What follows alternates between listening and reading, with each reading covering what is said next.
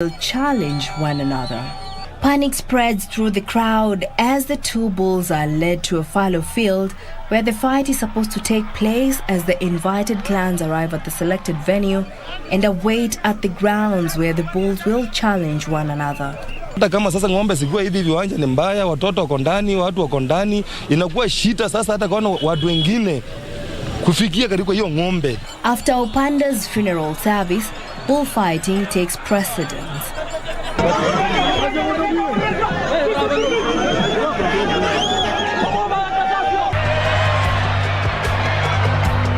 Unlike in other cultures such as the Spanish corrida de toros, where there is a matador that is a man attempting to publicly subdue, immobilize or kill a bull, in Western Kenya bullfighting, there is no matador. Instead, bulls are pitted against each other in a clear field where the atmosphere is festive. Mahali penye itafika kwa kiwanja ndio tutaifungulia. The crowds march to the field singing Isukuti, a Luya community traditional dance, and everything comes to a standstill until the moment the winner is proclaimed. Full of adrenaline, spectators press together, shouting, blowing whistles, and carrying long sticks to protect themselves from bulls that turn their attention toward the human encircling them. Tunasongea ndio tuwapatie motisha ya kupigana. Hiyo ndio iwapatie moral. At least wakipigana wanaona watu wetu wako nyuma yetu, wanatusupport, ndio wanapigana na kwa nguvu zaidi.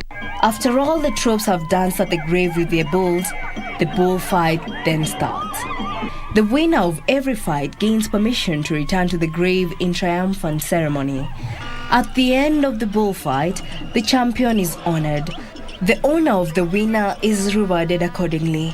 The bull is taken home as a hero with heroic songs. Praia fari wangu wote wawili, Mbere Kenzi na Khavere, wote wameshinda. Na niko na furaha sana. The owner of this bull will customarily be required to provide some drinks and even food to the mashabiki and give token to the other leaders as an appreciation.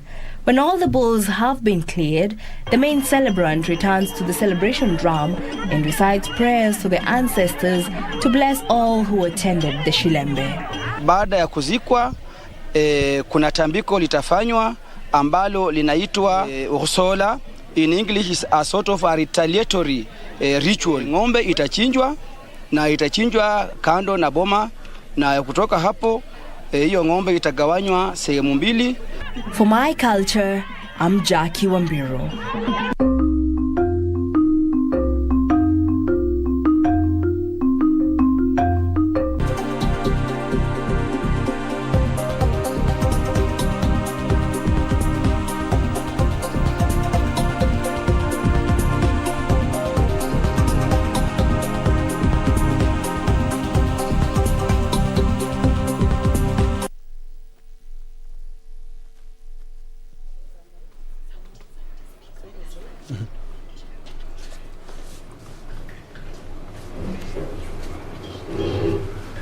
The day is 29th day of March 2022. Good morning. This is KBC News Tech. Glad you could make the time. And for the next 2 hours or so, we will be checking on what all the news making headlines in the country are such. And you bear me witness that for the last, let's say yesterday and today, politics have a little been kept aside. This is why Education Cabinet Secretary Professor George Magoha yesterday released the 2021 KCP examination results in what was the last under the Jubilee administration and the second last before we transition to the competency-based assessment fully. And that is what will be forming part of our discussion today. And one key thing that came out of the released results yesterday is that 2021, they did perform better. The candidates did perform better than the 2020. Of course, a myriad of challenges, if you ask me. The current drought, of course, there is insecurity in parts of the country, the COVID-19 pandemic, the rushed education calendar, but my guest today was able to beat all that. But before I introduce my guest, Professor George Magoha released the results of over 1.2 million candidates yesterday. This is what he had to say. While announcing the results, Professor George Magoha said the overall performance in main grade improved compared to 2020, though the top pupil scored 428 marks compared to last year's 433 marks. 14 candidates took the top 10 slots. The top candidate for this year's examination is Magata Bruce Mackenzie from Gilgil Hills Academy. He is at position 1 with 428 points. The second candidate is Momanyi Ashley Kerubo from Makini School, Kibos, with 427 points. And immediately after the Education Cabinet Secretary's announcement, celebrations marked various parts of the country as candidates who emerged top received the news. Top pupil Bruce Magata Mackenzie from Gilgil Hills Academy celebrated his victory at his home in Rangau, Rongai in Kajiado County. At first I was shocked, I didn't expect it, but later got overjoyed. I was so happy. There was something I was doing kwa nyumba wakiendelea ku announce. So wakiendelea ku announce nilikuwa tunategea Magoha malize kueleza, and then akishafungua sasa tutume message, but we didn't get there. Yes. So how was it? I got confused. Mimi nilijipata hata nimeanguka chini. I was screaming. I went looking for him. He was not around at that time. So I went looking for him. I could not even explain. Mimi hata I was just crying. It was also celebrations galore in Makini School, whose Kisumu branch produced second top performer and Nairobi branch secured 6th slot countrywide. How I prepared for my exams was that it was very hectic because it was a crash program, but with hard work and determination and proper time management, I was able to produce these marks. As a school, we feel honored. So far, received 40 over 400 marks. We are expecting more. 6 candidates tied in position 3 with 426 marks. One of them was Muteti Chantel of Kitengela International School. The other third-placed pupil was Charity Bunyanze from Holy Family Misikhu Girls in Bungoma. Matokeo haya kweli mbali na kumcha Mungu na kazi yake kutimia. Juhudi na jitihada za wanafunzi kushirikiana kwa karibu sana na wazazi kumechangia pakubwa sana ufanisi wa matokeo haya.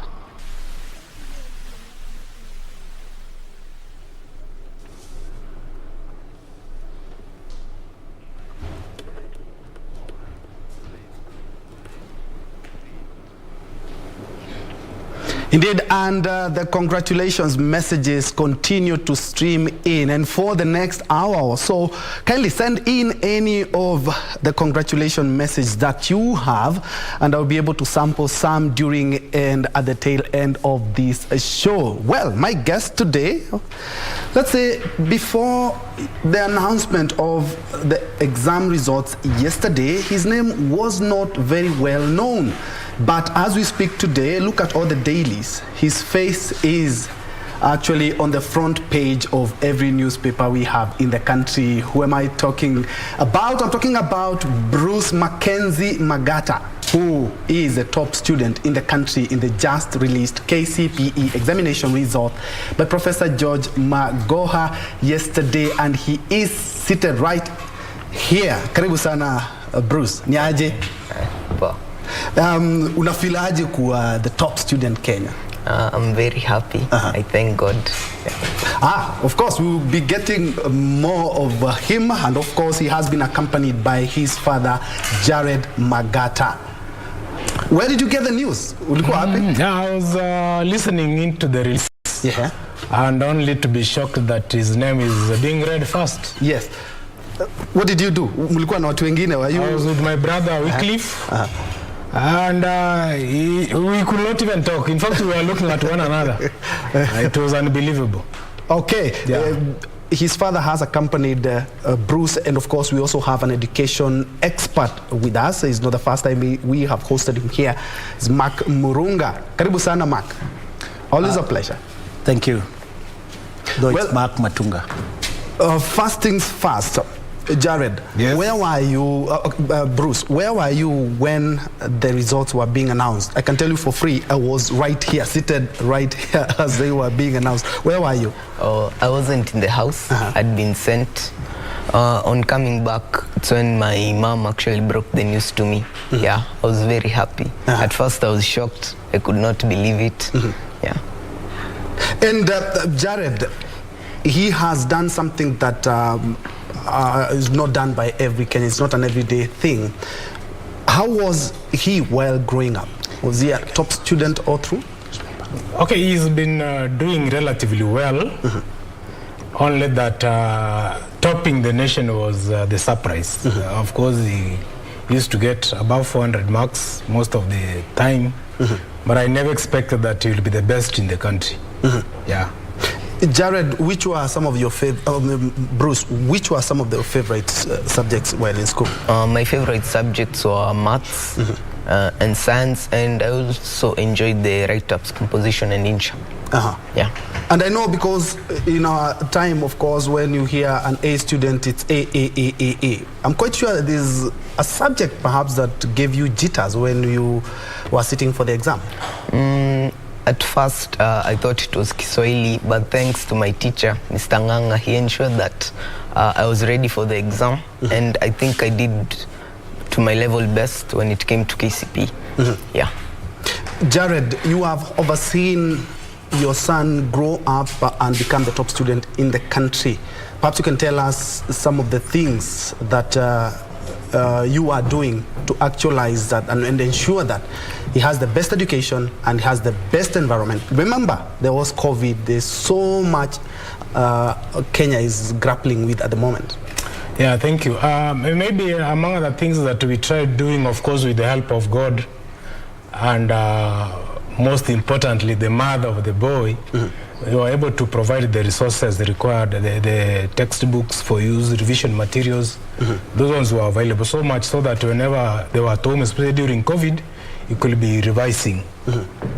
Then we also guide and counsel our child. We talk to him all the time. We encourage him. We always try to tell him that it's possible, it is workable. And we thank God he has been so disciplined, he listens and does according to the guidance that we give. Yeah. Bruce, which school would you like to join and what would you want to pursue in future? Okay, my dream school is Alliance Boys High School, and later I'd like to pursue engineering. Yeah. I'm quite sure there are a lot of young men and young women who are looking up.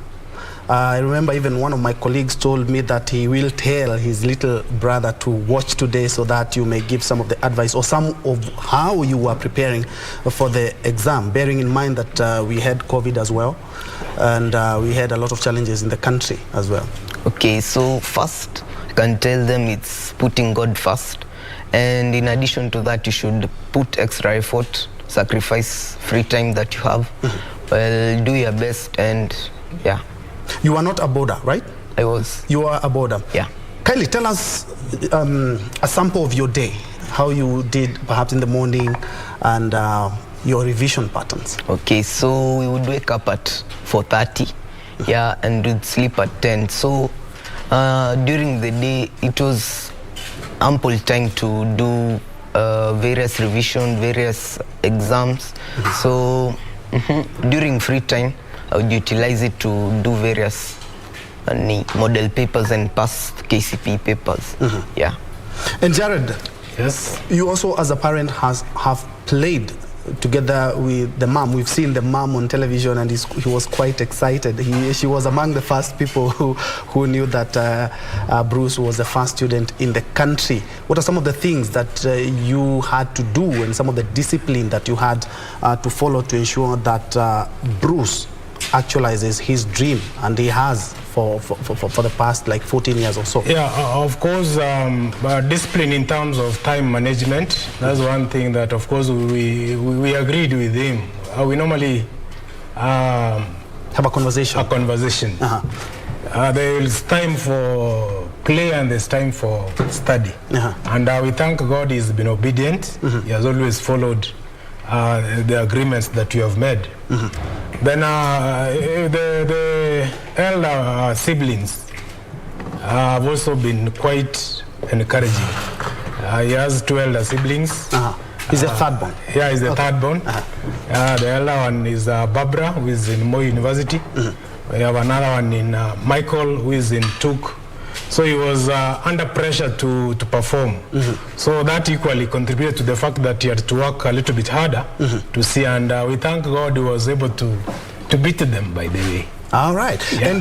And Bruce, congratulations again. Thank you. But I'm quite sure it has not been just smooth sail since you got into Standard 1 and to now you've completed the KCPE. What are some of the challenges? If any. In Kenya, we are grappling with so many things. We have even the challenges of politics as well. Okay, so let's say like dropping. Yeah, dropping could really lower my morale, but I just kept trying. Yeah, and I was sure that I would pass. Yeah. You are now a Gilgil Hills Academy alumni.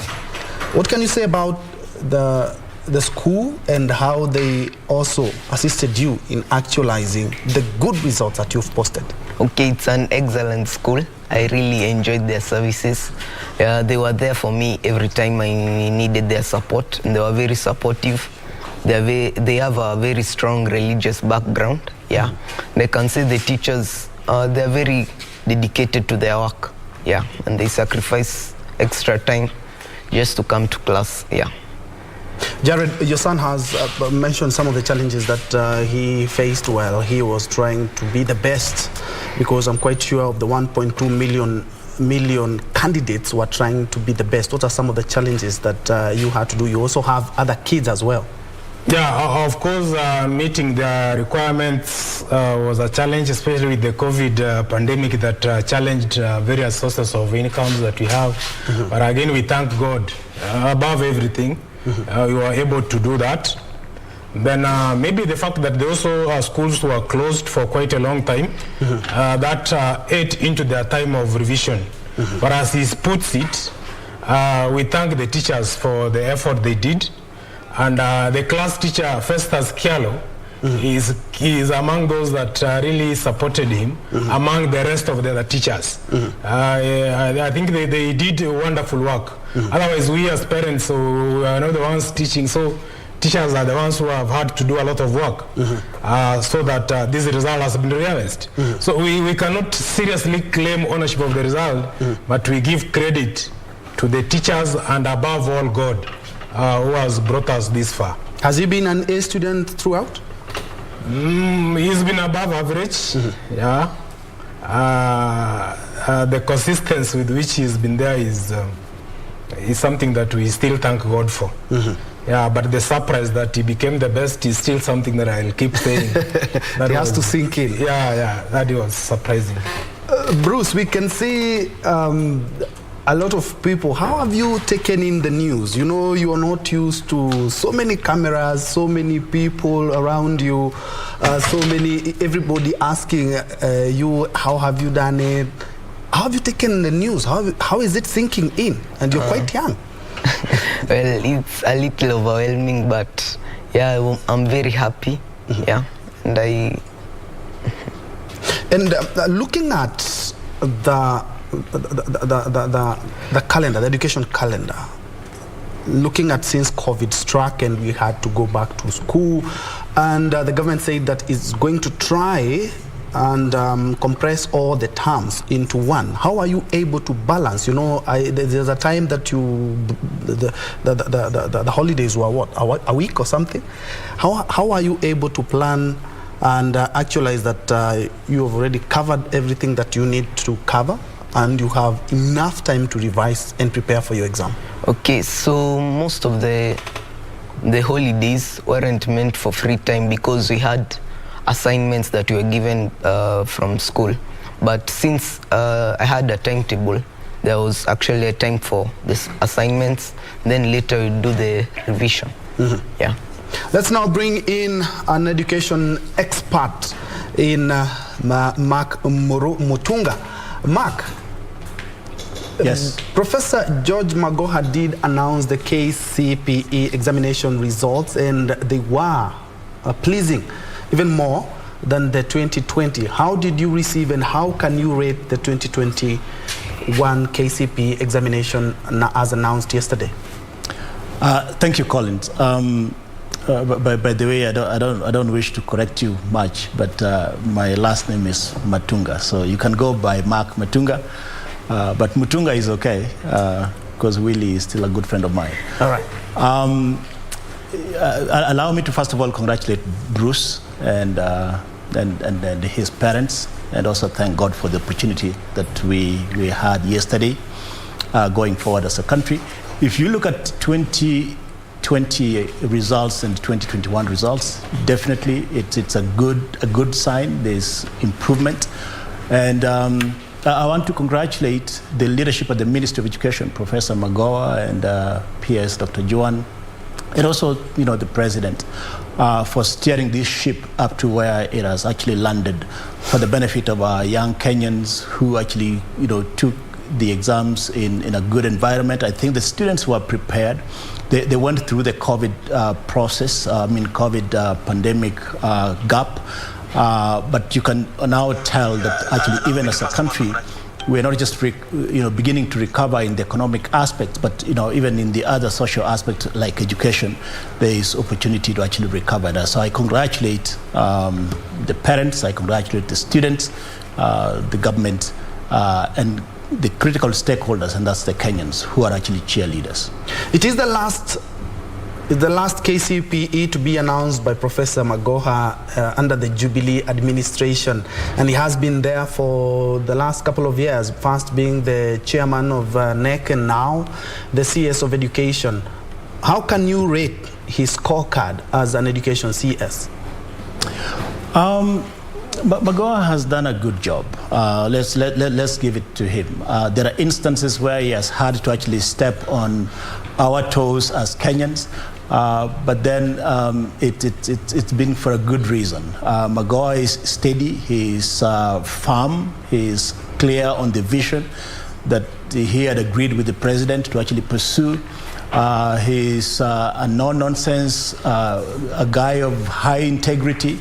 Of course, there are missteps here and there, but the good thing is that he actually has done a good job as the Cabinet Secretary for Education. But let us also remember that the reforms in the exams or the reforms at NEC, he was a part of in a large way, working together with Dr. Fred Matiang'i at the time when he was the Minister for Cabinet Secretary for Education, and Magoha was the chair at NEC. Magoha initiated, with the support of Dr. Matiang'i, a lot of reforms that actually has seen the integrity of the exams actually coming back, Kenyans having a bit more faith in exams and in the process. And so he's been a part of that. I think the wisdom of the president to actually appoint him as the Cabinet Secretary for Education was to actually ensure that sort of reform process was steadied through, and the progress of that actually continued, just so that Kenyans would realize the benefit. But I must also indicate that at the time of initiating these reports, there was a lot of pain for Kenyans, or some Kenyans in some ways, that some of them did not even appreciate where we are going. But I think Magoha has done a good job. If this is his last exam, KCP exam that he's announcing under the Jubilee administration, then I will be one of the Kenyans that would say thank you to the job that he's done, the job that he did at NEC, and the job that he has done at the Ministry of Education. And back to you, Bruce Mackenzie. What do you like to do to unwind in the time auko exam, auko class, and you're not obeying your parents that time? What do you like to do when you unwind? I enjoy drawing. Yeah, so I like drawing cartoons. Yeah. And from your from your speech yesterday, you said that you would aspire to be a robotics engineer.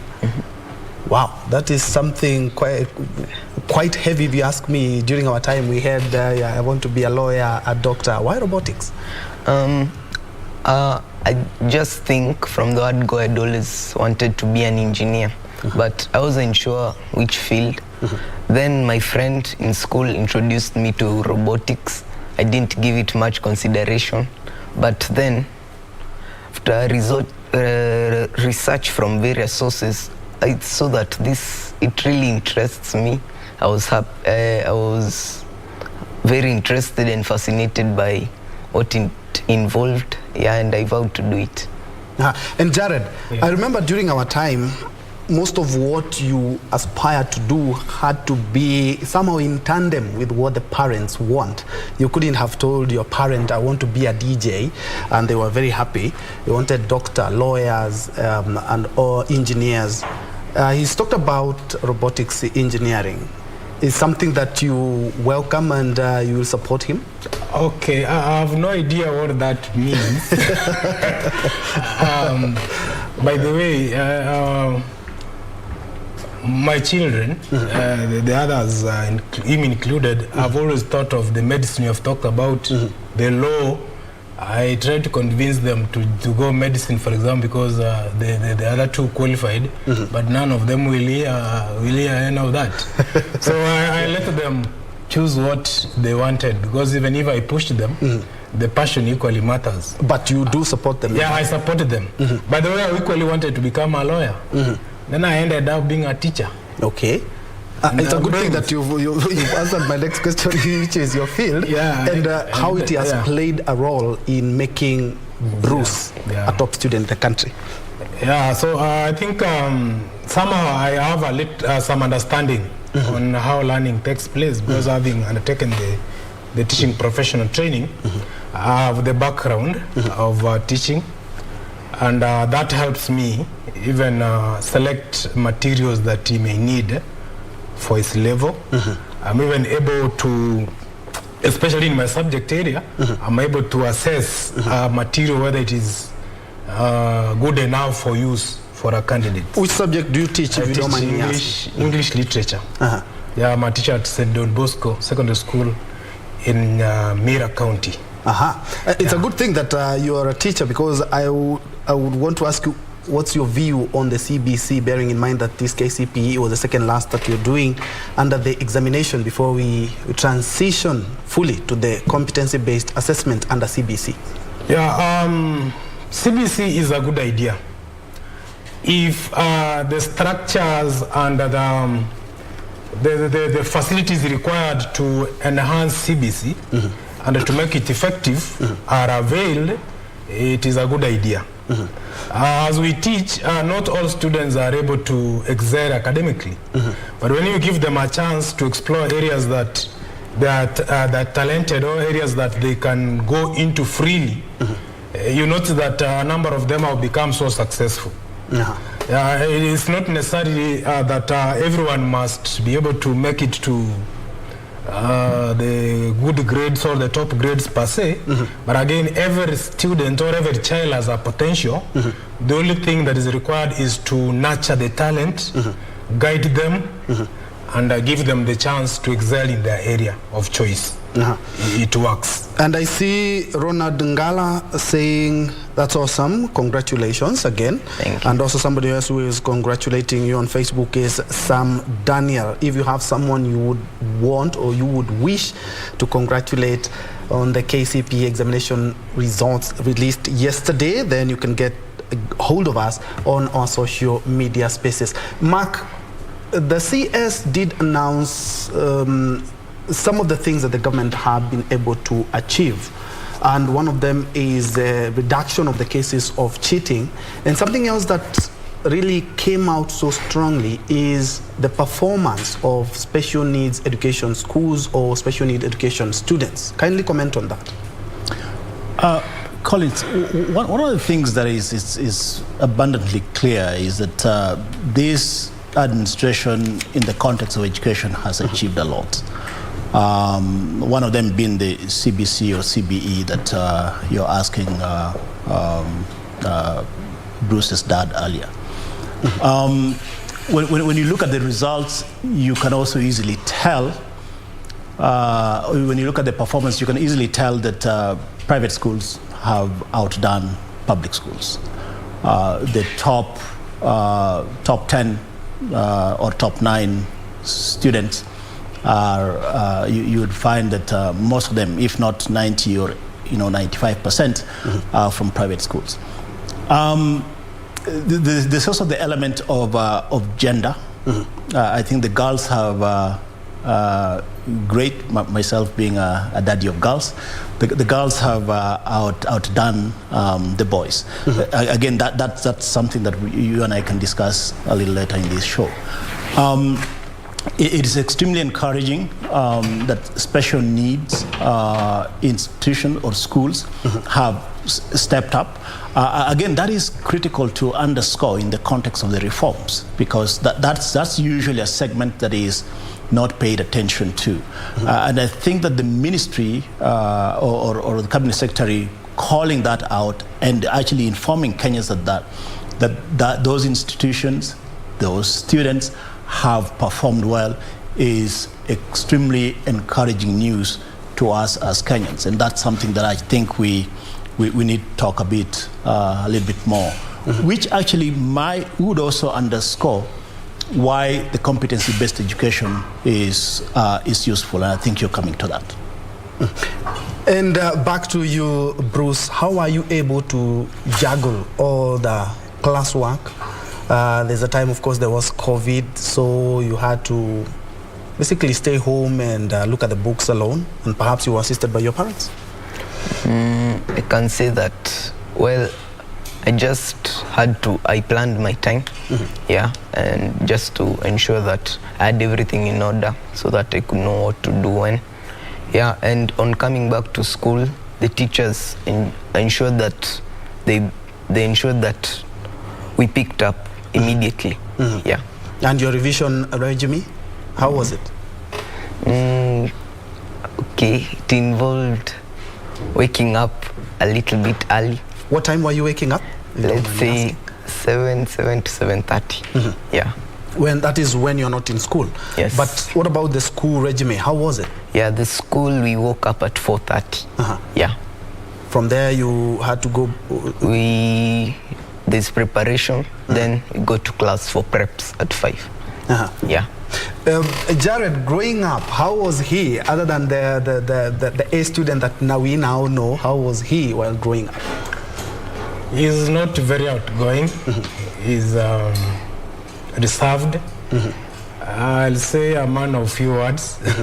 But lots of action. He doesn't speak much, but he does a number of things with a keen eye. Then even if you looked at him when he's doing his assignment, he appears to concentrate on what he's doing. Maybe that could have also contributed. And Mark, looking at what the CEO, Nancy Macharia of the Teacher Service Commission, and the good CS also talked about, is there is an acute shortage of teachers. And looking at now, we have a new system where we have the CBC, and we are transitioning. We still have that deficit. We need more teachers, and we haven't bridged that gap yet. Thanks, Collins. There is no day that we will say that we have enough teachers. That's for sure. I don't think that there's any country that says, hey, we have enough teachers, so we have enough resources, especially in the 21st century, in the context where we operate now. So yes, the shortage of teachers is still acute, which then means that the government need to actually invest a lot more in recruiting more teachers. But aside from just looking at the quantity, we should actually be looking at quality. Then we should also be looking at what sort of tools can we use to actually augment. I know usually I've been in this trade for now 19 years. I've been accused for pushing for technology at the expense of teachers, or at the expense of hiring teachers, or that technology will basically put teachers out of work, render teachers jobless. But I think that this is where, and I don't want to miss the opportunity to actually drive in the aspect of when we have the shortage, which will be there for a long time, and I think that the government needs to actually do a little bit more to get more teachers into schools or into the education sector. We can also augment that with technology, and that is one thing that I also encourage teachers to actually to adopt technological approaches to help them reach more students, help them reduce the workload, but also help us as a country and as a people be able to actually reach more students with quality education. So the truth is, yes, we don't have enough teachers, and it's not something that's going to be resolved anytime soon.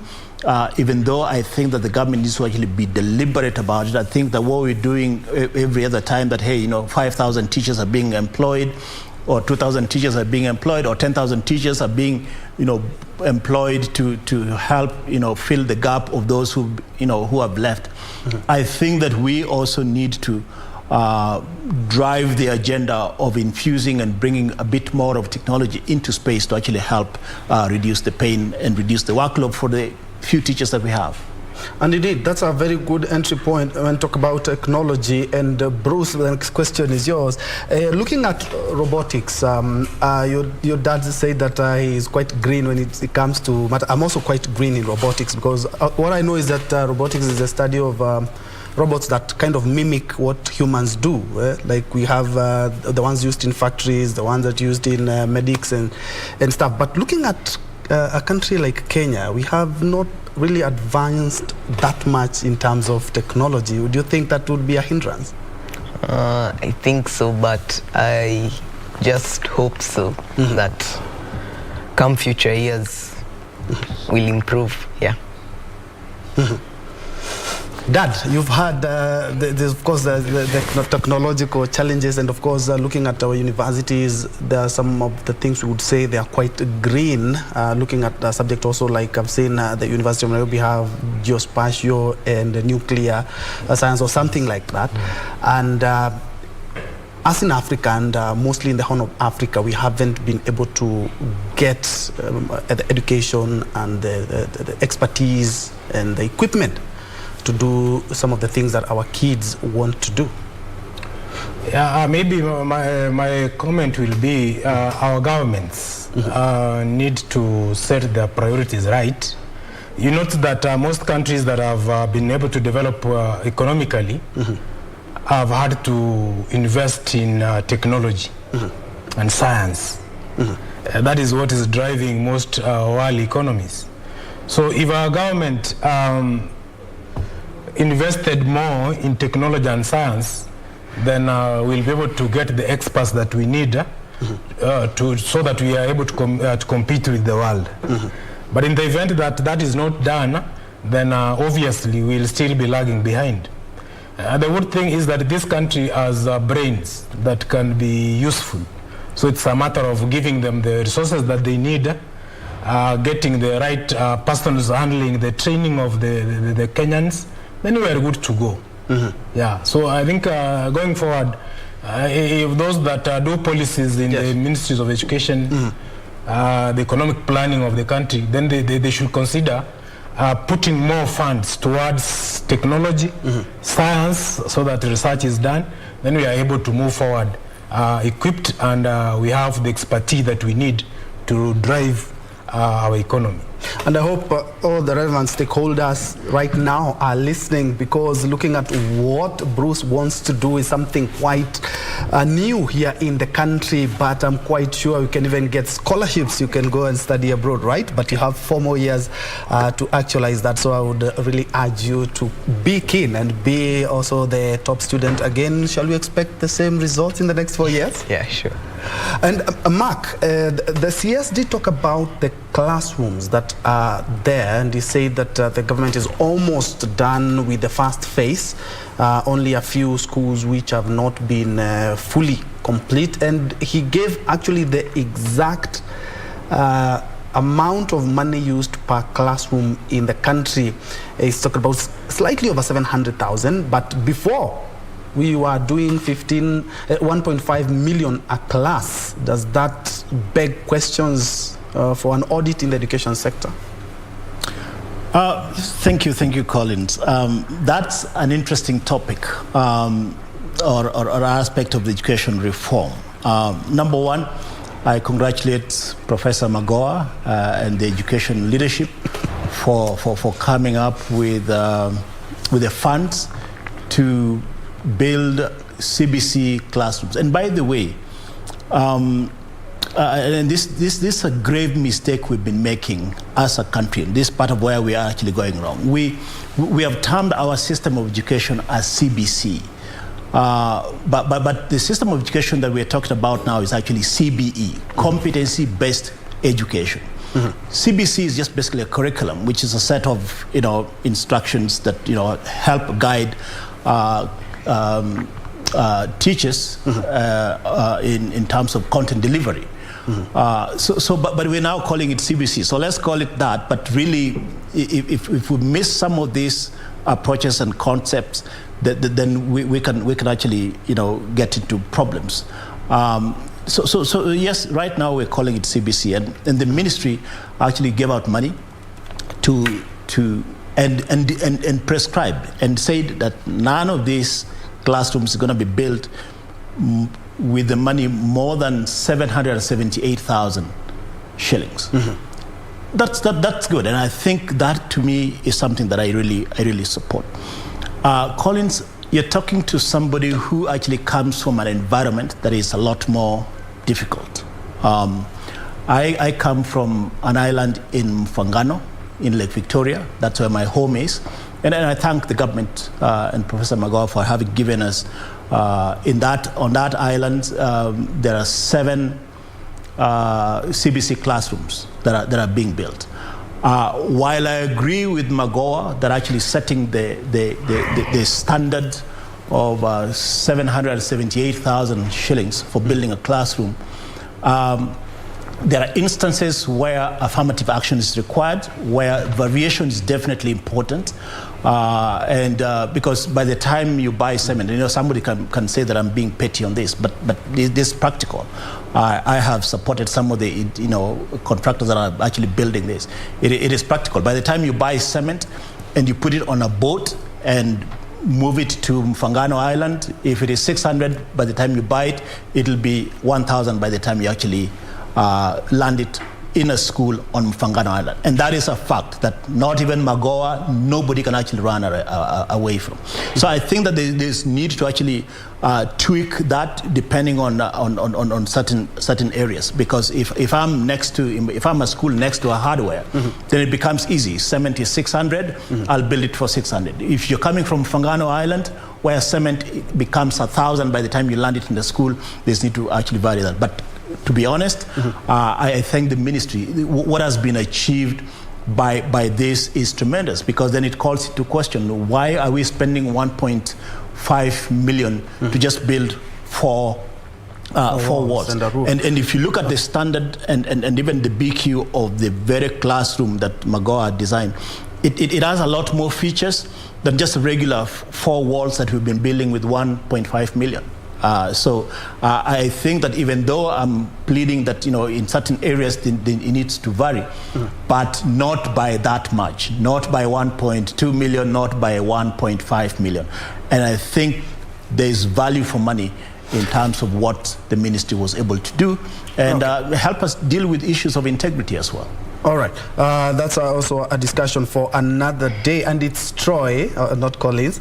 And I'm quite sure, Bruce, there are a lot of people who have made sure that you are where you are, and you would like to maybe thank them. But before you do that, I can see Willie Njue says that's awesome. Congratulations. Eriko Ombati, congratulations, my brother Jared. Awesome, that's my former teacher over the screens. Congrats, Bruce, for making Dad proud. He's Lord Gas Agwata. He says he's a teacher. Adesh Despina, that's awesome. Congratulations. And also Bowie says congratulations. Who are some of the people, apart from your parents and perhaps your immediate family, who have made you who you are and made you actualize your dream of good results and even topping the country? I think my friends in school, they always believed that I could do it. Yeah, although I wasn't sure of myself, but they're always there for me. They supported me. Yeah, just like to thank them. And also my teachers. Now, Jared, there are some people who you cannot wish away, and you can really say these people have really assisted my son to be the man that he is now. Yeah, quite a number, unfortunately. Most importantly is the mother, who is actually she is the disciplinarian. She played a key role. Then I also have my friends and relatives who have come to support me in this undertaking, especially my family. They have always come, even when I'm not able to send the pocket money that he needs, they always come handy. Then I also will not forget Honorable Peter Nyandega. Is waiting MC in the Bogichora ward. That's my ward. Peter Nyandega has always encouraged me to take children to school. Yeah, he's one man. He keeps inquiring about their welfare. I don't know whether he saw this coming. Then our MP, Honorable Vincent Kemosi, in fact, he called me yesterday. And even indicated to me that he'll be there for me as I prepare the boy to go to school. I can't forget my colleagues at St. Don Bosco Secondary School. Sometimes I've had to run to go and see the boy in school. So there are those who come in to help me cover up for my work so that I can go out, Mr. Mwansa, Mr. Somoni and others. They are very useful. Then I also can't forget the Gilgil Hills fraternity, from the manager, the principals. They have done well. They have assisted. The class teacher, Malum Festas Kialo, so instrumental. And even the rest of the teachers that were teaching my son in Gilgil Hills. Then from my ward as well, yesterday when the news got out, there were you had so many phone calls. I know they in fact, I was at home, by the way. So they of course, they came in large numbers to congratulate and say thank you. So I also thank them so much, the fact that they have accepted the good news, and it's a good thing for us. Yes, and Bruce, they do say that show me your friends and I tell you your character. Have any of your close friends performed well as well? I am not yet. I've not yet been informed, but I'm sure they have. And looking at the CBC, Mark Matunga, and how it has been accepted, of course, there have been a lot of challenges in some quarters. We are talking about the teachers have not been trained well. We haven't gotten the gist of the CBC. And we are almost fully transitioning. Some even politicians have threatened to do away with it.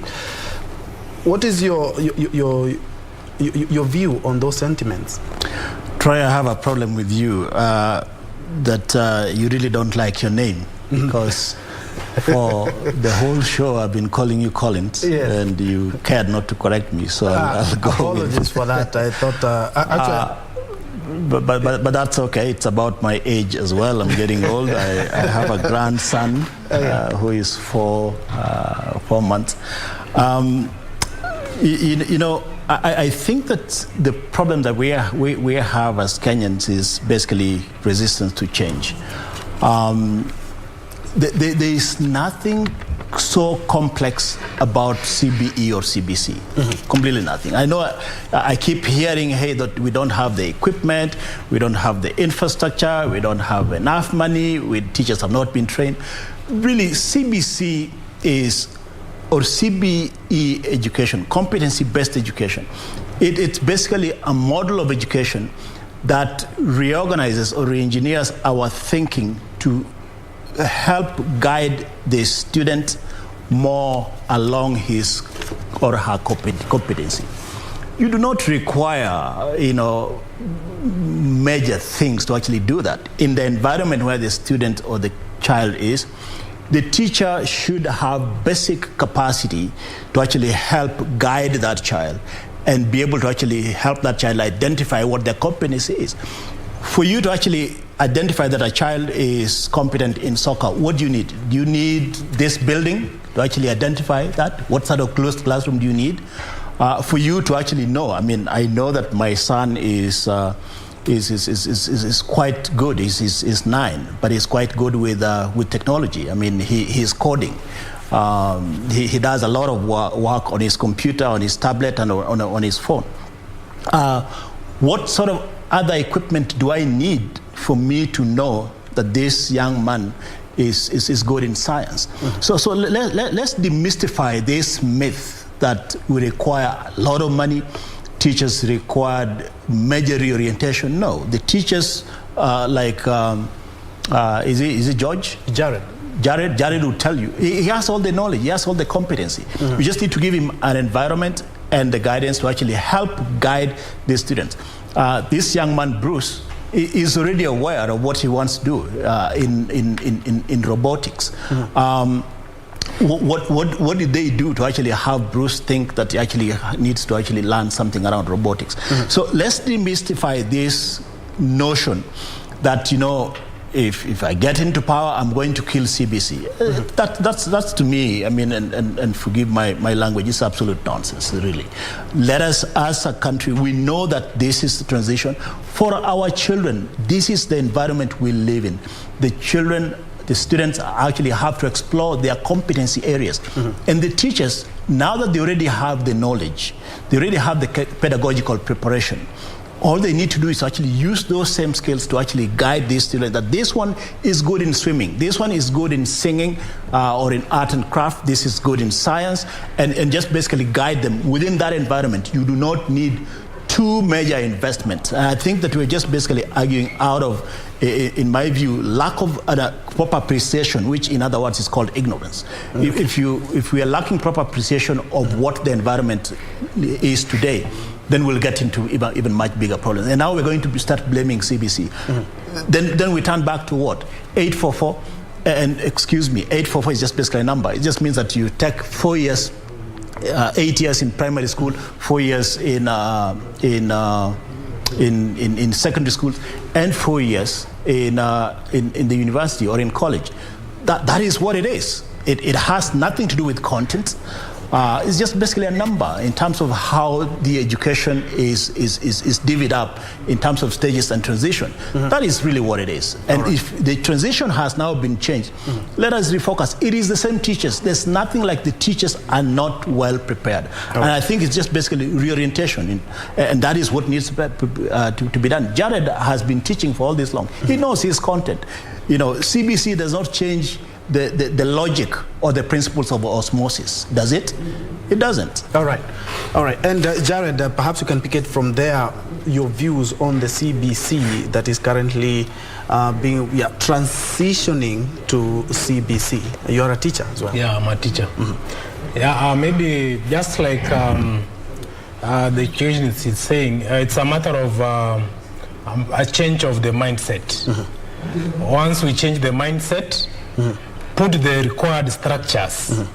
With the teachers are, in fact, teachers, once they are through college, they can work in every department of the economy.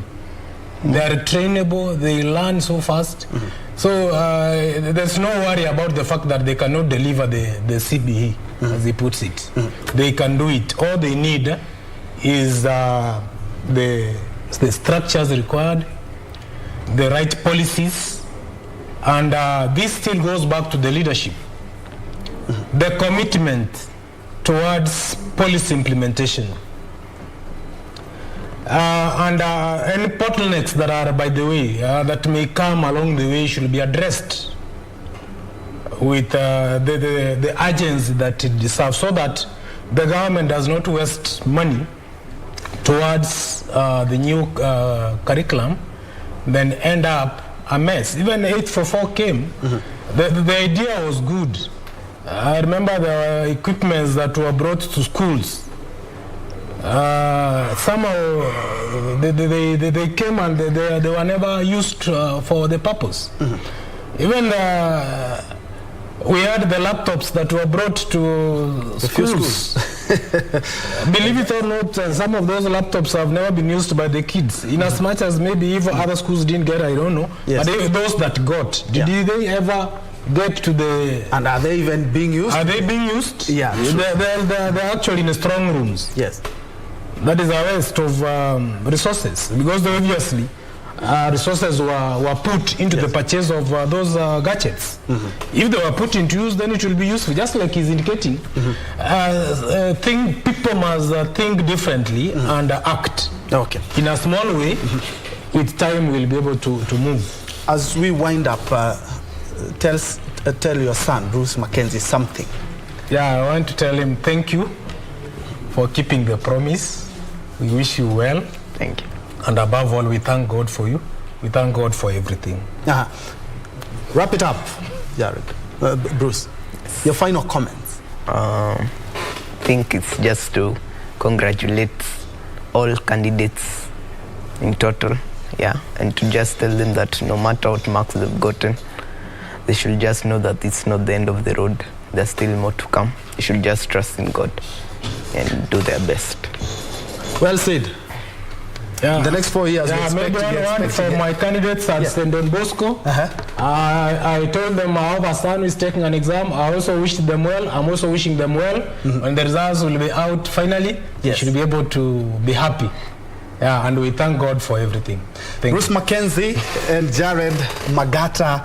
Bruce Mackenzie is the top student in the country in the just released KCPE examination.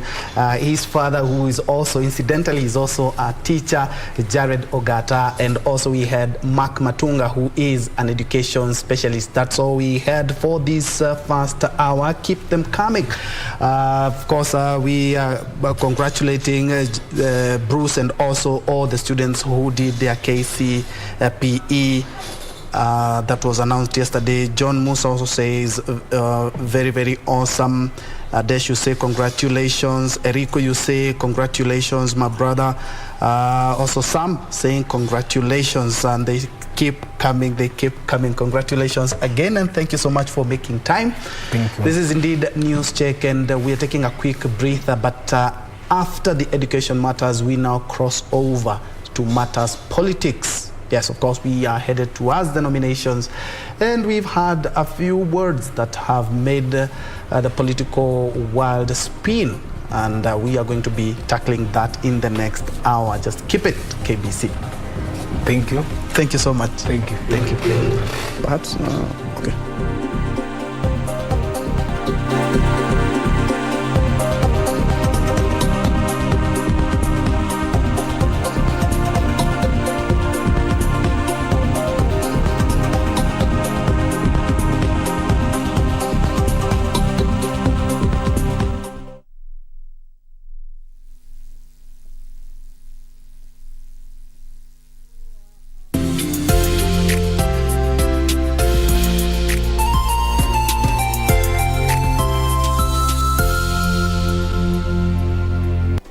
Do you have a news story to share with KBC? Get in touch swiftly on email news@kbc.co.ke or call 0723-892-654 or 0734-780-124.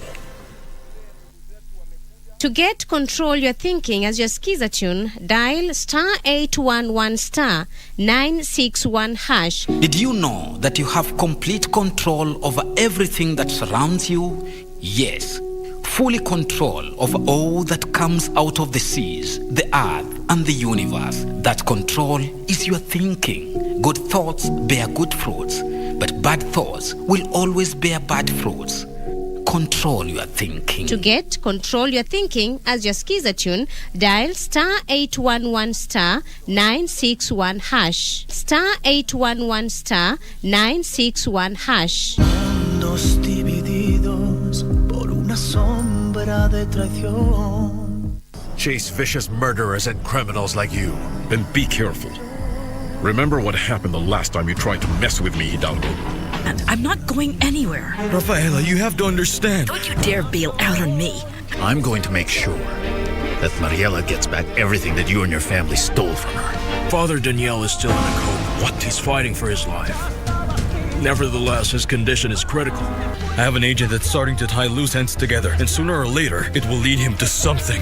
If that happens, we go to jail. Well, in that case, make sure he won't find anything.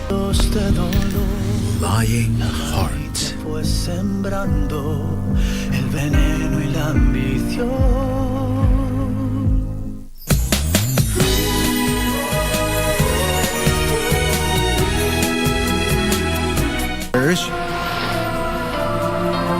You decided to be Shannon because one day you'll take your revenge? Pinky? You're really Pinky? Learn about skincare. You learn everything from makeup removal to facial massage. You'll have no time for lunch.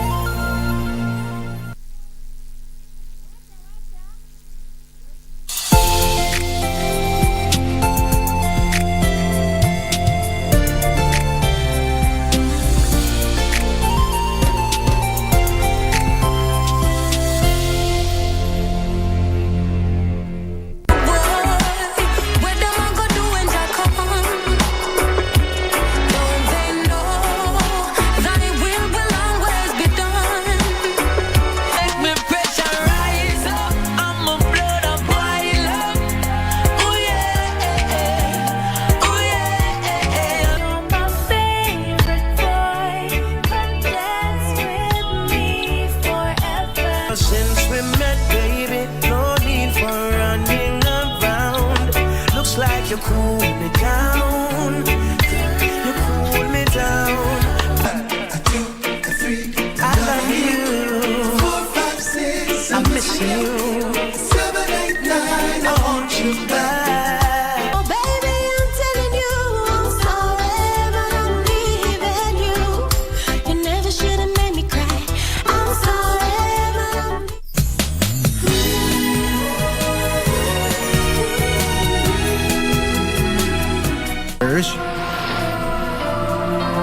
You decided to be Shannon because one day you'll take your revenge? Pinky? You're really Pinky? Learn about skincare. You learn everything from makeup removal to facial massage. You'll have no time for lunch.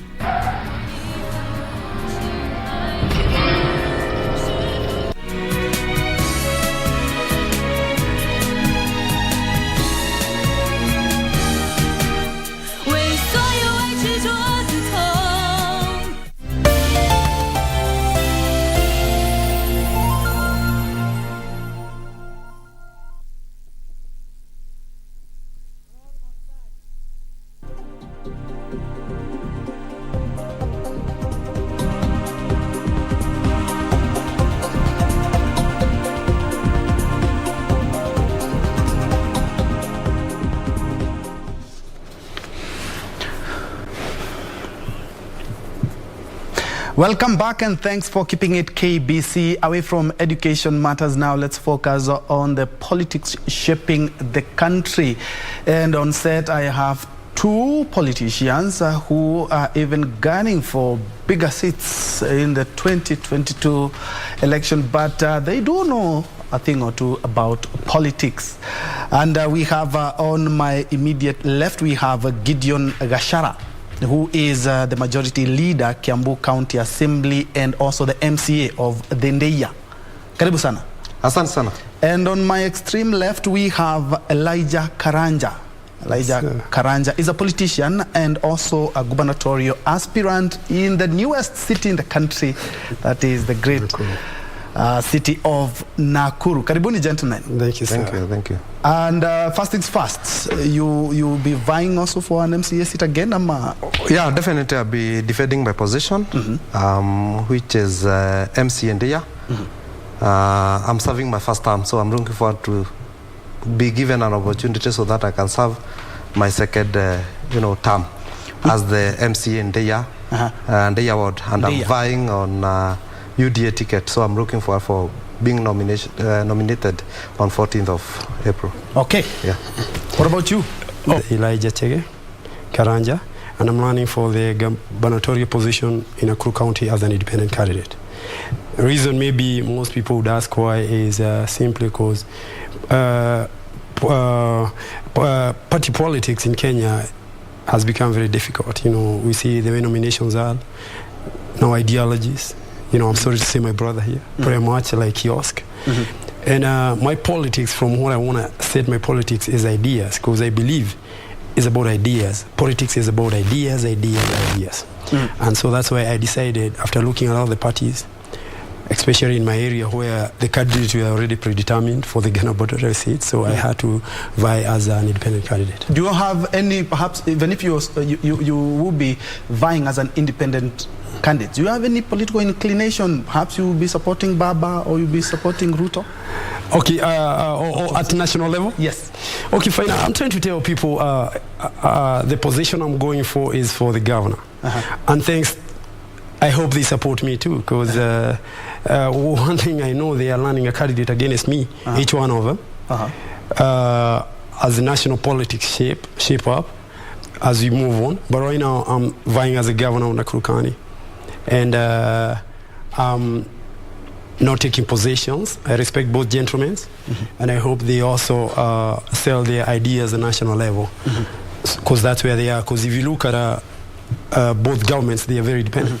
As a matter of fact, we have an attitude of thinking the county and the national government should work together. But even if you look at the constitution, each one of them is singularly delegated. So I would say I respect the gentlemen, and I hope they also support me. But up to this point, I respect their positions, and I would wish, even at Nakuru level, they respect the gubernatorial position as independent. Okay, you will tell us more on why you want to become the next Nakuru governor, and you're being pitted against very formidable candidates. Absolutely. If you don't mind my asking, what is your background? Education? Education. Oh, okay, fine. I went to...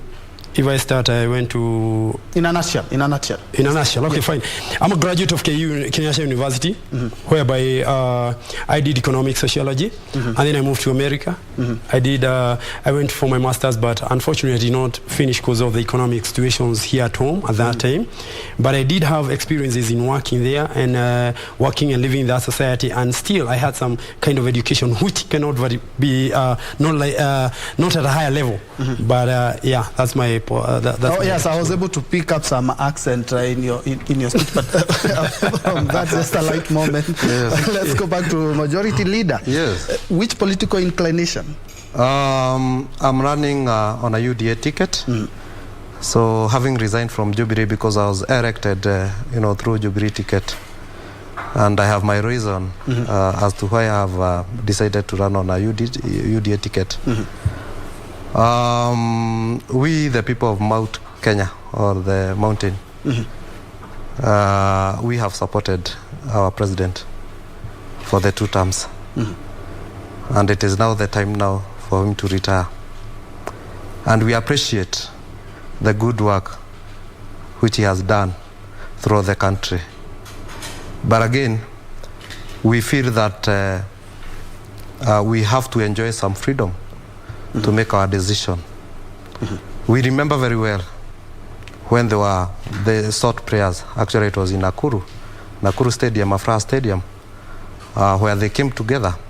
Then they were reading, the president was reading the TNA, and the deputy was actually the party leader, URP. And they formed a coalition where they agreed that the president should enjoy his 10 years, and also the deputy president should also enjoy his 10 years. Now we are people who do not want to break promises, and that is why we have decided, and we are happy with how the country has been governed. So we do not want to be perceived as people who do not, who betrays others, who do not keep promises. But with all due respect, a lot has changed since then. They were even wearing the same ties, the same shirts, but the politics are so dynamic. They change every now and then. If we decide to put whatever we said 10 years ago and decide that it will be our future, don't you think that in politics-wise that's quite normal? Even that's quite normal. People come together, people break friendship. Yes. That's quite normal. And also politics is not exceptional. So it is because there is no permanent element of friendship in politics. It is just interest. But we have a president who is retiring, surely. He should just, emulate Kibaki. Kibaki never took side. He should just go and retire peacefully. But some people have argued that it is his democratic right. Yeah. Yes, and by saying that even a long time ago when we had chiefs, they did leave their son and say this will be the next, or don't you think that's democracy? But you have just said that, things change. That was then. Now we are under new things change. But we appreciate actually, and we respect his decision. All right. He can decide, to support anybody. And obviously he has shown where he is. He has decided to support Honorable Raila. Yes. And gentlemen, talking about allegiance and support of each other, looking at the last couple of days, the nation was treated to a political shocker when you talked about the news that have been shaping the best part of the weekend, the president impeachment. When we are talking about politics, do you think that's the right way to go? And after that, we hear the deputy now shoots and says A, B, C, D. The president say this, now they say, and they are the two most politicians in the country. They are our leaders. Do you think that's quite it's fruitful or it's good for the nation at this political moment? Okay, what I understand and what I said from my colleague here, and he holds a very senior position, especially in the county government as a majority leader. So he has political authority. I'll tell him about the political culture, because what he's talking about is what we call cognitive dissonance. You're made to believe something that does not exist. I would say personally in politics, I cannot even choose side, because how would I choose side? Because all I get is more of the same. Because when you're looking at the government, what you look is facts and analysis. And the problem with our people is talking to them facts and analysis is useless, because they are enjoying what we call, they're enjoying emotional superiority through their ignorance. Because if you hear somebody say Uhuru did this, but Uhuru cannot tell me this, then the deputy for Uhuru tells you to do this. Then that tells you it's a circular mentality. You are not talking about anything. As a matter of fact, if you look, everybody who is jumping ship from each and every party, they're the same people we had in 2017. What has changed? It's opportunity to get to power. Simple. It's opportunity to get to power. And credit to the deputy president personally. He has created this grassroots mobilization. But what I would tell him, I was to meet him, most of the politicians are taking advantage of him.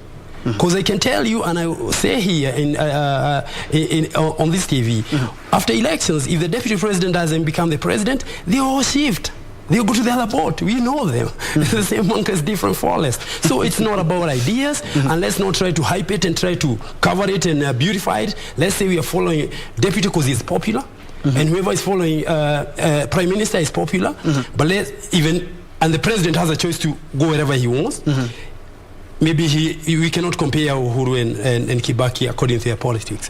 Maybe he feels he needs to be there. So, but when you talk about where we want to follow, let's put facts and analysis and see why are we not following this guy?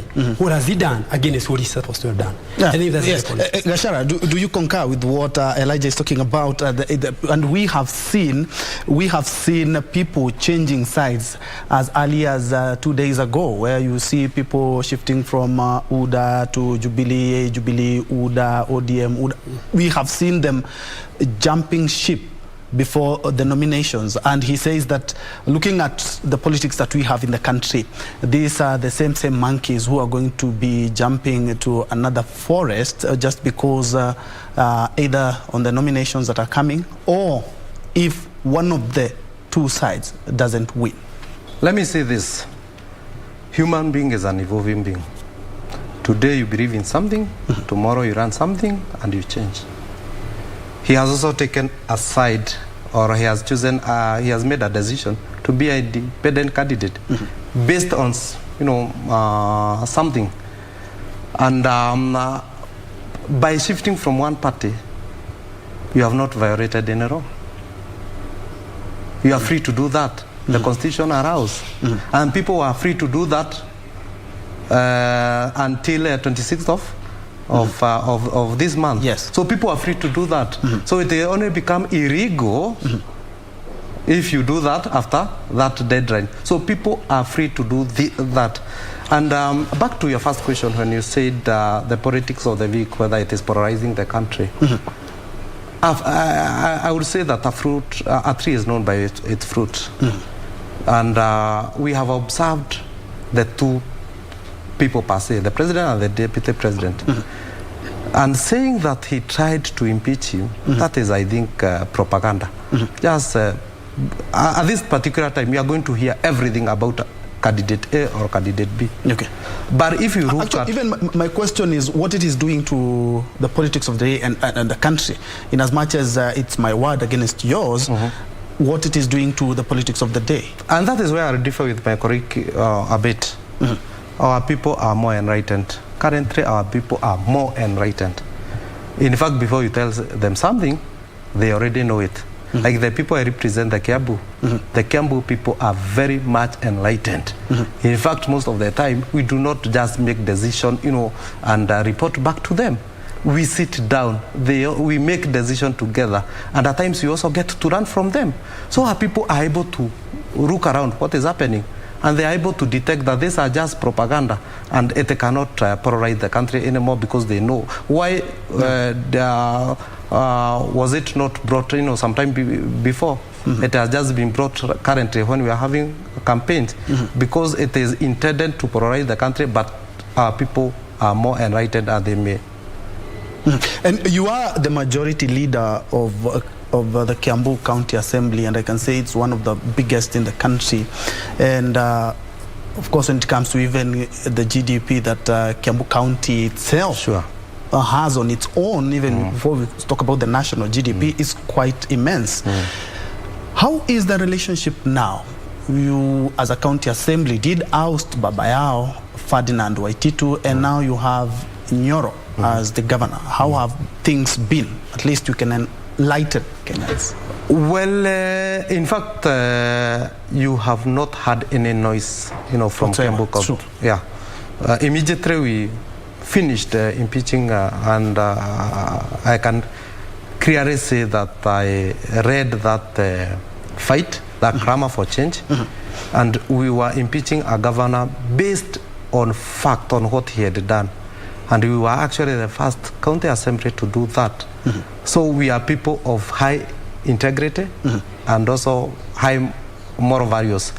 And since then, since the current governor took over, we have been able to pacify and the county, and we have been working together. That is the executive and the county assembly, and we have delivered a lot which was not actually delivered for the last 7 years. Bearing in mind the amidst COVID pandemic, we have been able to deliver a lot because we brought in a manager who was able to manage the county properly, and we were able to instill sanity and prudence utilization of public funds.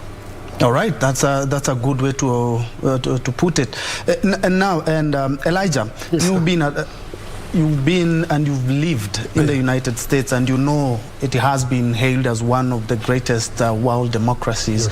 But we have seen some consensus in parties where, like, we hear ANC did talk to Senator Malala and former Senator Halwale and decided this is our candidate, so you should step aside. That's consensus as opposed to democracy. We saw it in Narok, where the DP did talk to all those who wanted to vie, and they came up with one person. We've seen it in ODM, is it Siaya? Yeah.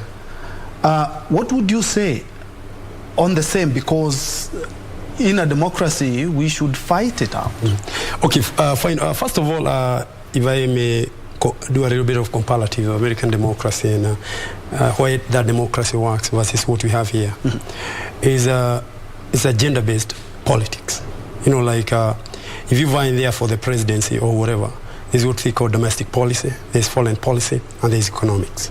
Most of the time, those are the basically what they talk about. When they talk about domestic policy, they talk about healthcare, they talk about the social integration, you know, the way their society is at that moment. When they talk about America is very powerful in foreign policy, so definitely you see them all over the world trying to control for whatever reason. And then there's what we call economics. Americans are very they have attachment to economics because that's where the jobs comes, that's where the money is going to come, the management of the country. And the taxes. Exactly, taxes. Yes. So basically, if the economy is working, most of these things are the things we do, because even the foreign policy has to follow a powerful economic policy. The problem with our governance here is, first of all, they don't have anything. And I know a young fella like my friend here, I wouldn't blame him for whatever reason is happening in Kiambu, because he's a young fella, but he's dominated by our political culture. Because if you hear mostly like at his position, he's supposed to have specific data. Because if you say like roads, you know, before Nyoro and Waitito, we have done 10,000 kilometers of ABC and D. If it's education, we have done so many. We have built so many classes. If it's ABC, that's the data. That's why I told you it matters so much. We push our politicians today to talk about facts and analysis, because in that context, we'll be able to judge what kind of reader we are getting. But without them, then we are all movers. We are all over trying to paint a picture that does not exist. If you look at my county, because let me talk about Nakuru County. If you look like our Human Development Index, you know, like my colleague here talk about people are informed. The way you judge how people are informed is through Human Development Index, which shows you what kind of education people are getting, their life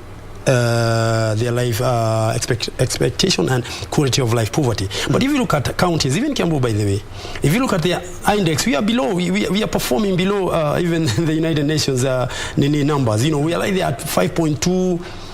Something like that, 5.2, 5.4. That is a very low number for people to be informed the decisions they are making. And that is why my first policy is education, education, education.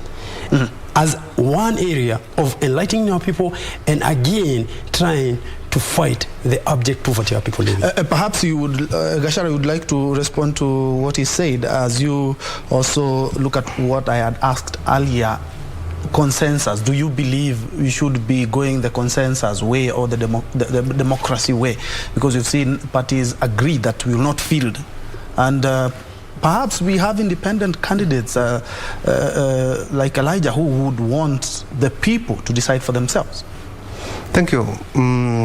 Let me also tell my colleague here that we have data.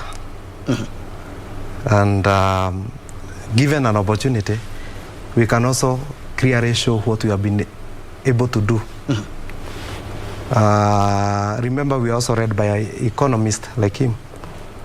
My background is in computing. I have a degree in computer science. So we do a lot of analysis. And we can support what I'm saying, you know, using data.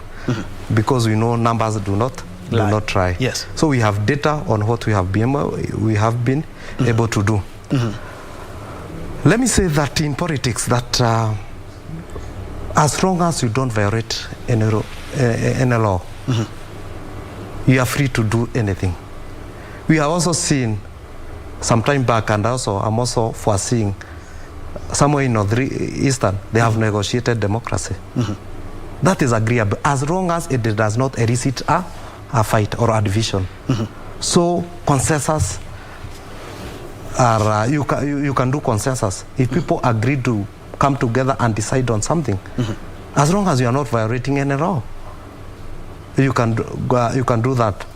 Something he has also mentioned about, and it is good to compare us with US, but also we are the people to build this country. Yes, we claim that US is more developed, is doing this. What are we doing to our country? We are the people to develop this country. Look at our age and compare it with US. You know, you cannot compare. Can we judge us? You know, can we compare us with them at a similar age? Or how are they behaving? I believe they were still, you know, practicing slave trade, as we are not. So we are ahead. So me, I'm not ashamed. We may be experiencing some problem. Yes, I know we are experiencing some problem. But as a reader, I'm a person who is supposed to fix that. That is why, in most cases, you will not hear me, you know, comparing ourselves with other developed nations, because they are the people who build their country. We also have a responsibility to build our country, and we do not have necessarily to build it the way others have done. All right. Okay. You've heard that, Elijah, and still responding to that, I would also want us to look at, still on democracy, we are looking at party primaries. Between the 9th and the 15th of this coming month.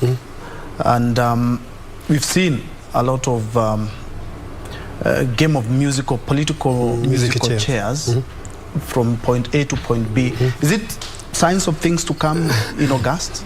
Okay, my colleague here is a computer scientist. He knows how to work algorithms. As a matter of fact, I know he's so good. Right now, given no politicians, he would work algorithm with an outcome. Is it true? You know what will happen. You know, we know what will happen after nomination.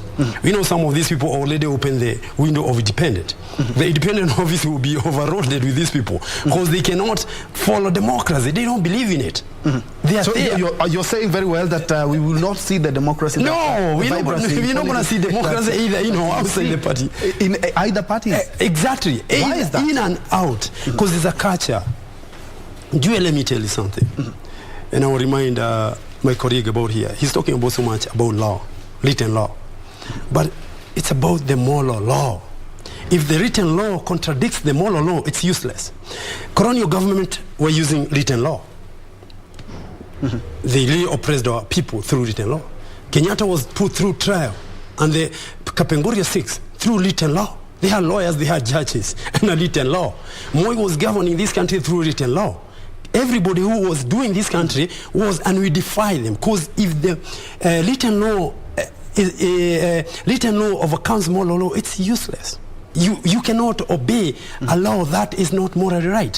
So you cannot just say because the laws are written, you're right. No. You have to have a moral conscience as a reader. Because I was telling somebody, if you are governor right here, you've been given two choices: to buy a V8 worth 25 million or to build a school. And the law tells you to buy a V8. What does the law tell you? What's the morality? The school. Exactly. You defy that law. You buy the school. You build a school. That's the way we are supposed to see things. Written law is what we have been using to camouflage one thing: to abuse power. One, corruption. You see, these people, some of them, I'm not saying they take billions and then we go to court, they pay bond and all that, but they don't care. They don't have conscience. So we are supposed to first of all have readers who have conscience, who have feelings. How are these people acting? Because if you look at our governors, they live like small cheese. You know, they live, you know, they're trying to compare themselves with the national government. They're using, like my governor, he uses 1.1 million every day. That's the kind of money we maintain with him. Our GDP is barely 500 billion.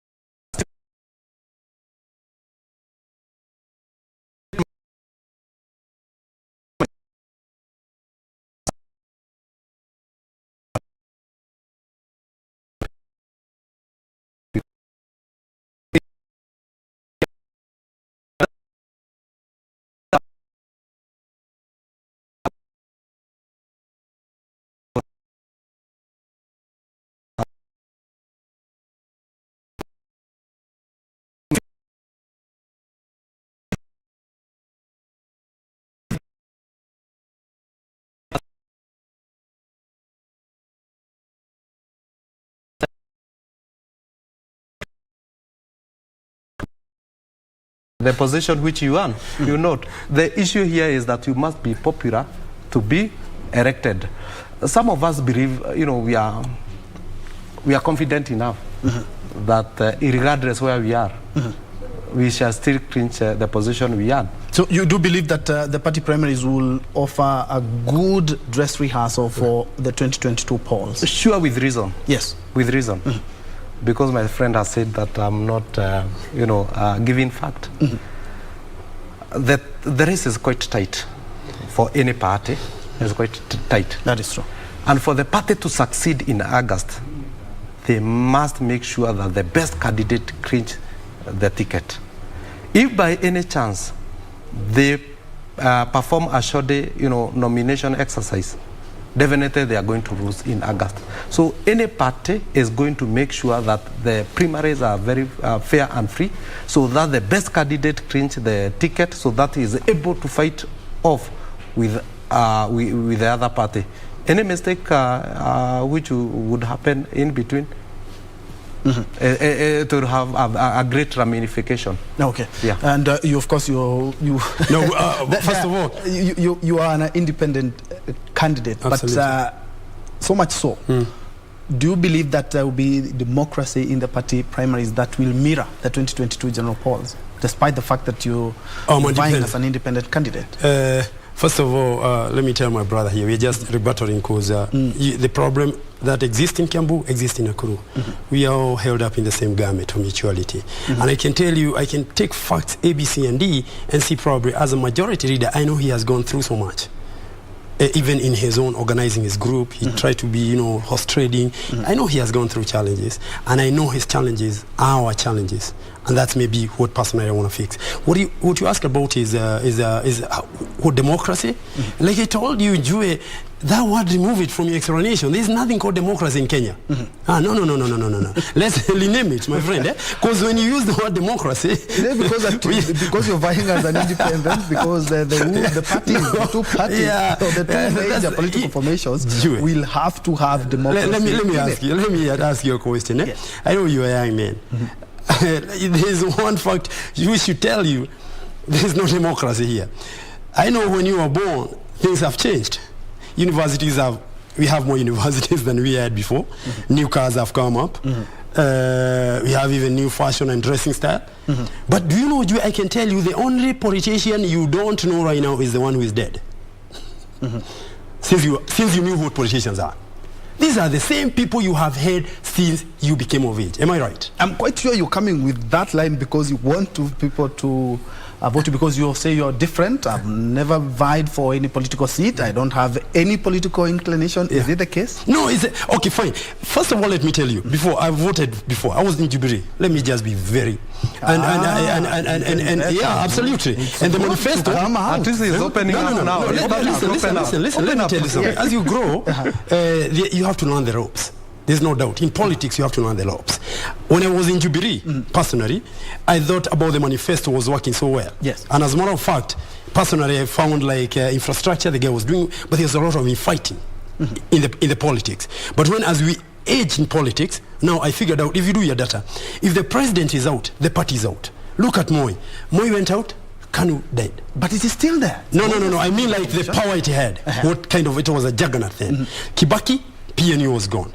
You see? And I can tell you right now, as much as we are trying to rehabilitate Jubilee is technically not going to survive. It's not dead. It's not dead, but it's going to have it very hard. I'm not going to say it there.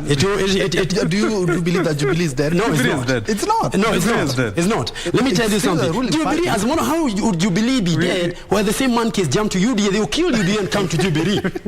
That's what they're doing. We know how they hop, party hopping. Right now, I'm telling you, Njue, take it to the bank. August, you told me I am delaying failure. Yes. Let me tell you, nobody is delaying failure like those people who are trying to follow the political establishment. Because come August, after elections, I know if Raila doesn't win, they will nothing be called Azimio. That will be dead. If Ruto doesn't win, there is nothing which will be called UDA. But ODM has maintained the fire. I said Azimio. I said Azimio. That's just a correction. I said Azimio. Yeah. Azimio would die then. You two are Jubilee Party members, but you've all jumped ship, and I know we can have this conversation for the next 2 hours or so. But away from that, the politics that we're having in the country right now, you're a majority leader, and there are so many things that we are grappling with as a country as well, despite the fact that the elections must be conducted. We have hunger, we have drought in the country, we have, of course, COVID is not yet over as well, and we also have some parts of the country insecurity, because at the end of the day, we cannot be, because we are here in Nairobi, and we only have the normal insecurity, robbery, but looking at some part of the country, they're actually having it quite rough than other parts of the country. And the politicians have decided to use that as their fodder when politicking. What do you have to say on that, majority leader? Absolutely, what you have said is that the country is actually experiencing some challenges. The drought, as you have rightly said, is there, and our people are actually suffering. Even some of the area that we are representing, because I also represent Arua side of Kiambu. Actually, it is belong to the Asal region, and it would be unfortunate for any politician to take advantage of that and politicize the subject. What we should be doing is that we should be coming together, and we actually trying to our level best to assist those who are experiencing those challenges. And personally, we are running a foundation where we are trying in our small way to assist those people who are hungry, as we also wait for the government also to also meet its own obligation, because it is work which should be done by the government. But I have also seen that they have also devised a way that they are also reaching those people. Traditional, they used to give the relief food, but currently there is a fund which they are giving the people.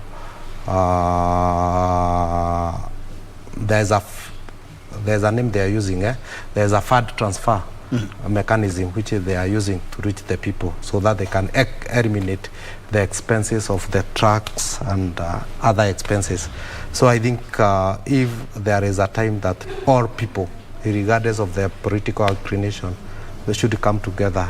It is a time like this, but we also praying to God that He also give us rain, and we have started actually experiencing some rain. So in few months' time, we should be home and dry. And still, Elijah, you can chip in with that, because at the end of the day, as we are politicking, 3 million people need food. Yeah. We also have many people who have been displaced by bandits in this very country. And we are, the economy is still battered, but the politics that we are having are not addressing that. Or is it because we see the elections are less than 4 months? Okay. First of all, let me digress a little bit. The issue of 200 years or whatever is debunked by China. China has been able to. By the way, did you know China had a per capita GDP lower than Kenya in 1980? Really? Yeah. Right now it's number 2 in PPP, purchasing power parity. And China is, first of all, the first thing if you're developing, and I'm telling Njue, because Njue, my colleague here, because he's in the government, he's a majority leader. And I would rather, he told us, right as you ask his question, and I'm trying to mirror your problem with the one you're getting there, and it's not yours, it's a system. I want to attack the system, because I hear his intentions are very good. You know, he's talking about, even he has his own foundation, he won't help. But he want to do, what's the government doing about it? You know, that's why I want to say, like, in Kiambu, also in the area, by the way, I know people are hurting, you know, everywhere. As much as we are looking at the bigger picture, there is some underground issues here happening, but we are not knowing. There are so many people going hungry.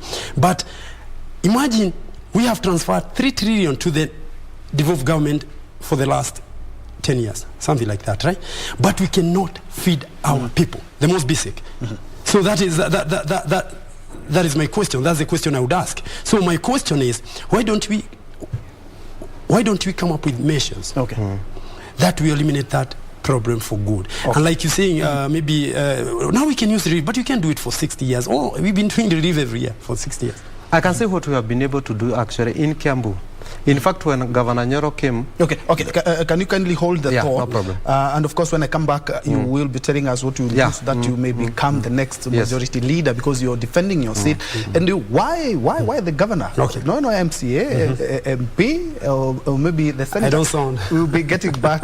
But for now, let's cross over to Westlands, where there was a meeting by the Registrar of Political Parties on an update on political parties membership. That's a good place to pick up this conversation from. The party has submitted that data by close of 26th, then the verification process will sort out that. In terms of a party has registered, once a party registers, it's supposed to upload that data and forward to the registrar. So any data that has been done by the party by 26th and has not found its way into the register, then that is the process of verification takes care of those people. But the list must have been submitted before the deadline again. So that is what I wanted to clarify, and that is the process of verification. Thank you very much. Thank you. Thank you. Another round. We had some hearts up there. It has been settled. Thank you. Introduce yourself. My name is Charles Osonga. Now, there are some political parties that are already reaching out direct nomination certificates, even in violence. Have you received any complaints from other aspirants who are eyeing the same positions or on which tickets are being issued? Yes, we have received those kind of complaints. First of all, the process of identifying candidates is a sole responsibility of a political party. So the political party may use different methods, including issuing of a certificate on basis of consensus, on basis of party royalty, on basis of the affirmative action, because some of the seats may be issued, some of the consideration also is affirmative action. For example, the list that will be taken to the Electoral Commission need to have a third of that list being either gender, the two-third gender rule. Meaning, if a party finds that it may not have enough women, it's a decision of the party to also give affirmative action to such. So we may not the rule or take over the rule of a political party, because a political party has systems and has freedom to check on their candidate and aspirants, and then determine which is the best suited candidate to compete with other candidates. Because the purpose of nominations is to ensure that you have the best of the candidate in regards to the political party. So they may have different methods, but fairness must also be exercised in the process, and that's why a Kenyan is at liberty then to their dispute resolution mechanism that are captured both in the Act and in the Constitution. The first dispute resolution mechanism is to actually complain to the party if you feel that something has not gone according to plan. The second level is that we have the political parties dispute tribunal, which actually will address all the dispute arising from party nominations, so that should any person feel that he's aggrieved, that he has not been treated well by the political party, then there are those dispute channels. So the complaints are there, but the dispute resolution mechanism are also there. But we may not wish to usurp the powers of the party as far as identification of candidates is concerned. Good. I think that is it.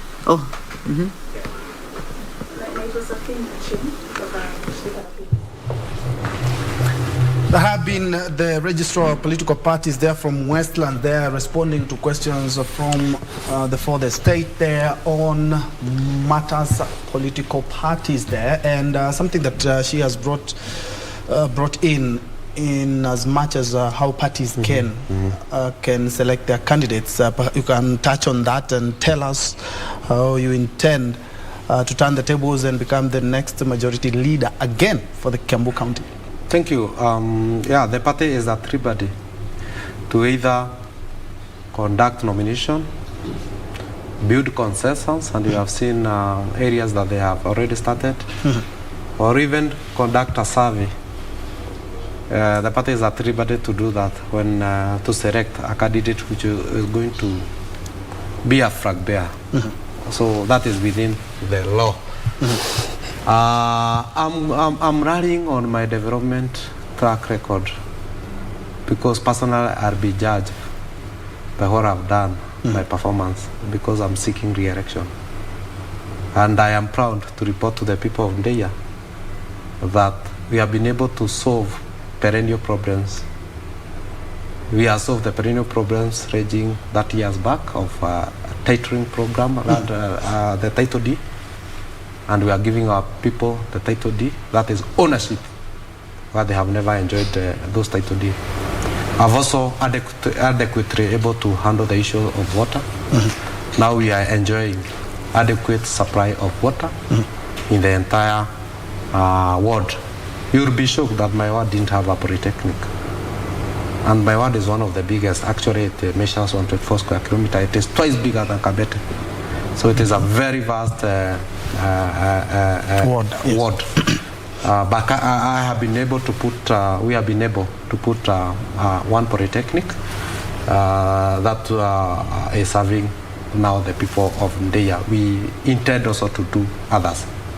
Personally, I've come up with some initiative to assist youth. When I joined, when I was elected, we never used to have any youth activity. Currently, I've supported football for the last 5 years. Even there is one which is ongoing. I've also overseen, darts and pool competition. We have been able to give the car wash machine, 20 in numbers to different youth group, and also the vibrators machine to assist, our youth group to so that they can be able to earn a living.